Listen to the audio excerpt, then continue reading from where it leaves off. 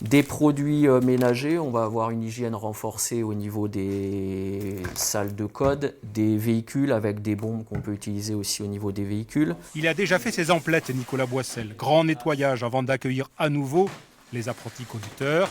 Et pour les leçons de code, il supprime des chaises dans la salle de cours.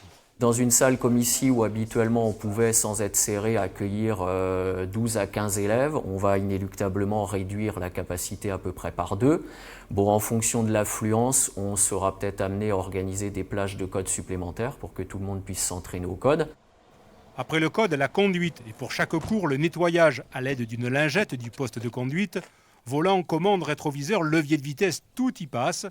Le moniteur reste toujours aux côtés de son élève, prêt à actionner les doubles commandes.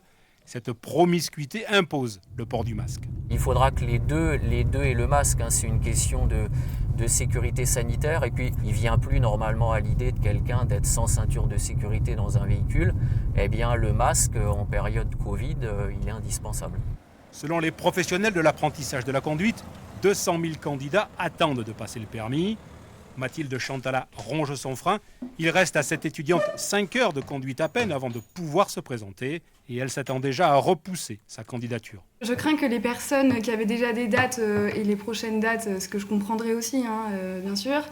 Et donc, ça, à mon avis, ça va repousser toutes les dates pour tous les candidats qui n'étaient pas encore inscrits, qui n'avaient pas encore de date prévue. Et donc oui, ça va être compliqué, ça va prendre plus de temps et j'imagine qu'il va falloir prendre son mal en patience. Reprise des examens de conduite le 18 mai, d'abord pour les motos et poids lourds. Passage du permis B pour les voitures à partir du 1er juin.